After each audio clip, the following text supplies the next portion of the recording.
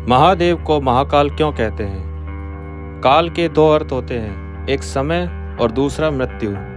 महाकाल को महाकाल इसलिए कहा जाता है कि प्राचीन समय में यहीं से संपूर्ण विश्व का मानक समय निर्धारित होता था, इसलिए इस ज्योतिर्लिंग का नाम महाकालेश्वर रखा गया। हालांकि महाकाल कहने का संबंध पौराणिक मान्यताओं से भी जुड़ा हुआ है।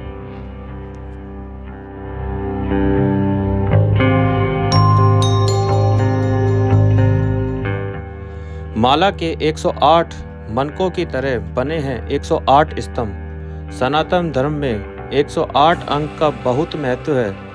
उपासना में फेरी जाने वाली माला के मनके भी 108 होते हैं। इस कारण नवनिर्मित महाकाल प्रांगण में 108 विशाल स्तंभ बनाए गए हैं।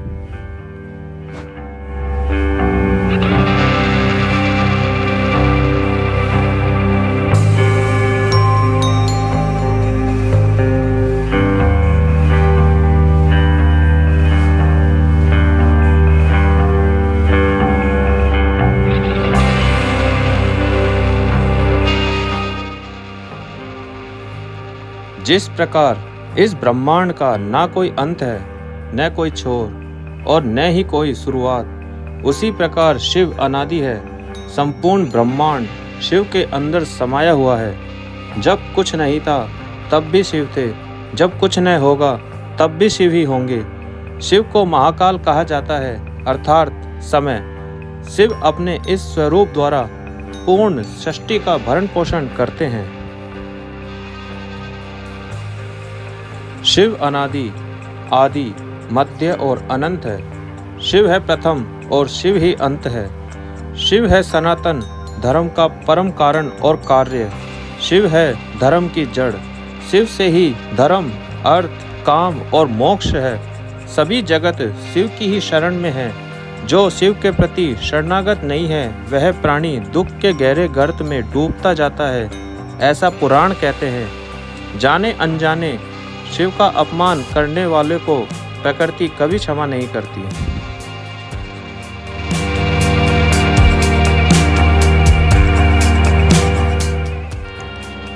देवों के देव महादेव।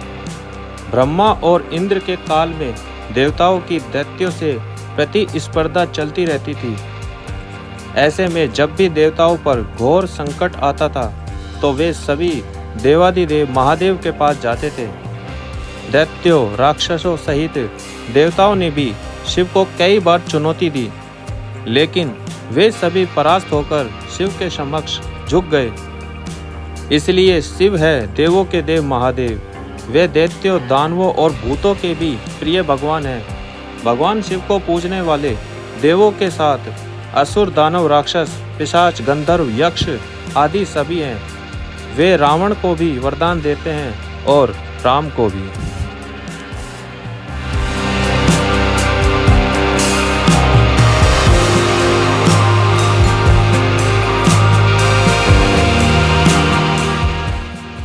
अगर आप यहाँ तक वीडियो देख चुके हैं तो आगे भी हमारे साथ बने रहे, और जिसने अभी तक मेरे चैनल को सब्सक्राइब नहीं किया है तो प्लीज़ वो मेरे पहले को चैनल को सब्सक्राइब करें।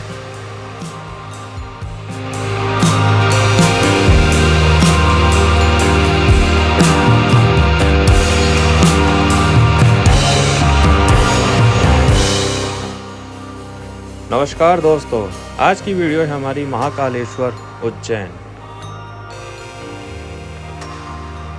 तो प्रातः सुबह हम जल्दी उठकर तैयार होके चल दिए महादेव के दर्शन करने के लिए। इसी बीच हमको बाजार में से होकर जाने का मौका मिला।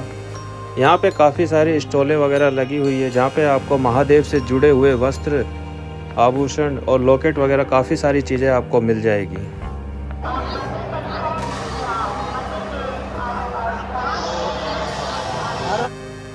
अगर आपको दोस्तों पता हो तो उज्जैन का सिर्फ एक ही राजा है, और वो है सिर्फ महादेव। उज्जैन का एक ही राजा है और वह है महाकाल बाबा। विक्रमादित्य के शासन के बाद से यहाँ कोई भी राजा रात में नहीं रुक सकता। जिसने भी यह दुस्साहस किया है वह संकटों से घिरकर या तो मारा गया है या फिर उसकी सरकार चली गई है। महाकाल की सवारी।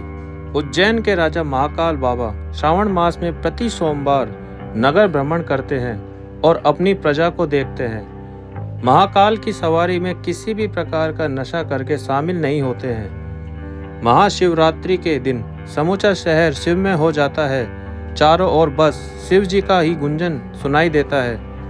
सारा शहर बाराती बन शिव विवाह में शामिल होता है।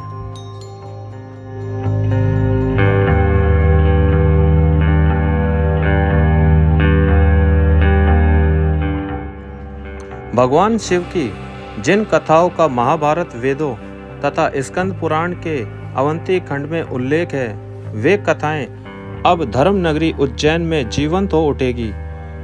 ज्योतिर्लिंग महाकालेश्वर मंदिर के समीप नवनिर्मित महाकाल प्रांगण में इन कथाओं को दर्शाती भव्य प्रतिमाएं स्थापित की गई हैं।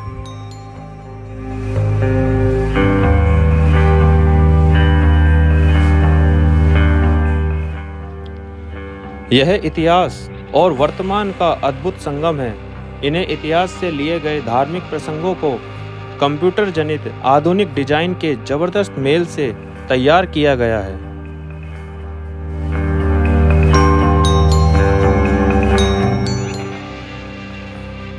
एक और जहां संस्कृत के प्राचीन मंत्र उकेरे गए हैं, वहीं आधुनिकता का पर्याप्त बारकोड भी बनाया गया है।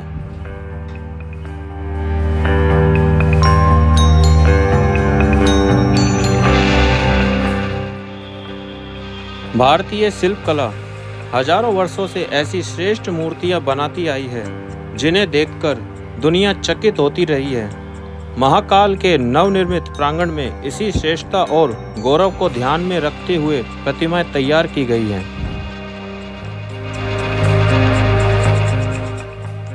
ओडिशा के विशेषज्ञ कलाकारों द्वारा बनाई इन प्रतिमाओं में गुजरात की फर्म ने आधुनिकता का पुट डाला है। पूरे नवनिर्मित प्रांगण में करीब 200 छोटी बड़ी मूर्तियां हैं। अनूठी शैली चिकित्साकर्षक बनावट प्रतिमाओं को पारंपरिक शैली के बजाय अनूठे और नए ढंग से बनाया गया है, ताकि इनसे आधुनिक पीढ़ी भी जुड़ सके।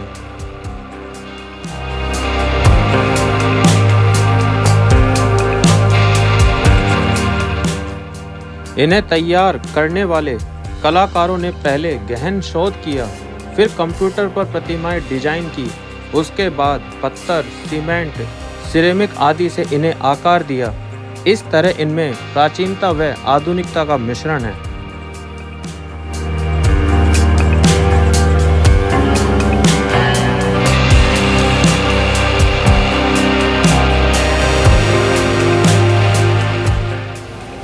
और पूरा कॉरिडोर देखने के लिए आपको कम से कम 1-1.5 घंटा तो चाहिए, क्योंकि कुछ ही पल में यहाँ पे मतलब आप पूरा कवर नहीं कर पाएंगे। तो महाकाल दर्शन करने के लिए आपको लाइन में भी लगना पड़ेगा और यहाँ पे घूमने के लिए भी समय चाहिए, तो कम से कम आपके 2-3 घंटे तो लग ही जाएंगे।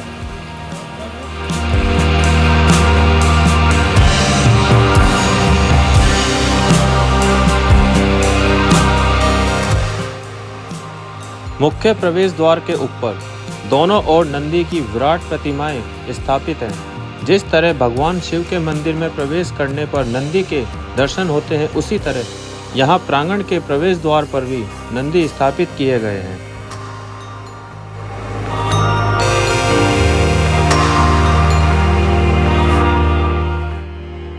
भाव ऐसे जैसे अभी बोल पड़ेंगी।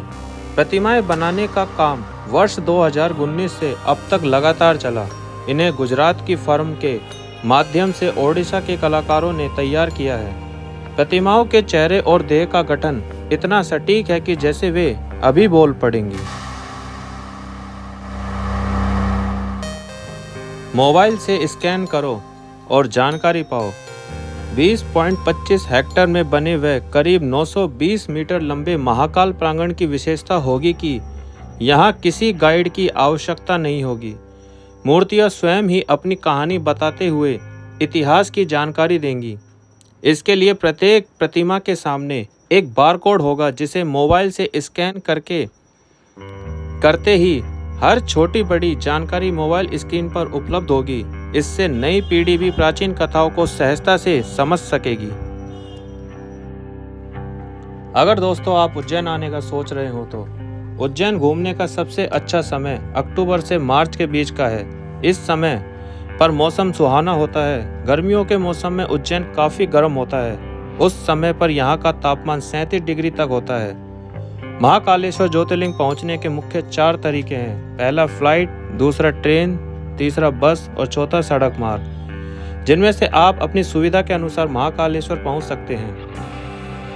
फ्लाइट इंदौर में स्थित देवी अहिल्याबाई होलकर अंतर्राष्ट्रीय हवाई अड्डा महाकालेश्वर का सबसे निकटतम हवाई अड्डा है, जहां से महाकालेश्वर ज्योतिर्लिंग करीब 57 किलोमीटर की दूरी पर स्थित है। इस हवाई अड्डा से टैक्सी की सुविधा लेकर आप बेहद आसानी से महाकाल पहुंच सकते हैं। ट्रेन उज्जैन शहर में ही उज्जैन जंक्शन मौजूद है, जो महाकालेश्वर ज्योतिर्लिंग से मात्र 2 किलोमीटर की दूरी पर स्थित है। इस रेलवे स्टेशन के लिए देश के काफ़ी सारे बड़े शहरों से डायरेक्ट ट्रेन की सुविधा मिल जाती है। उज्जैन जंक्शन से आप ऑटो या पैदल भी महाकाल मंदिर पहुंच सकते हैं।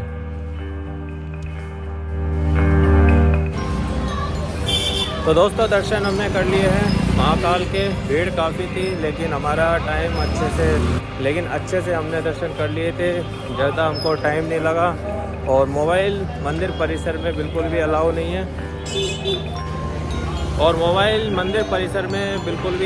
है। कॉरिडोर में तो आप फ़ोन को ले जा सकते हो, लेकिन मंदिर परिसर में नहीं ले जा सकते। तो वहीं पे काउंटर बने हुए हैं जहाँ पे मोबाइल जमा हो जाते हैं। वो मैंने आपको वीडियो में बता ही दिया है कि मोबाइल काउंटर वहाँ पे बने हुए हैं जमा करने के लिए।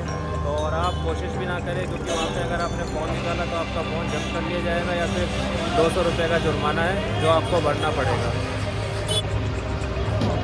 तो यहीं पे हमने सुबह नाश्ता करा था स्वागत कैफ़े में, और अभी हम वापस आए चाय पीने के लिए, क्योंकि काफ़ी हम थक चुके हैं।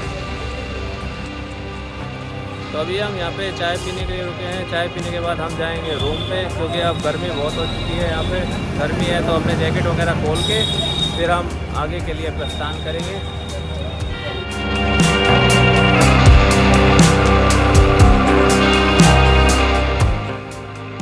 अगर दोस्तों वीडियो पसंद आई हो तो वीडियो को लाइक कर दे, नए हो तो सब्सक्राइब कर दे, कमेंट बॉक्स में हर हर महादेव लिखे और अपने मित्रों को वीडियो शेयर करें ताकि वो भी इस वीडियो का आनंद ले सके। तो आज के लिए इतना ही। धन्यवाद। जय हिंद।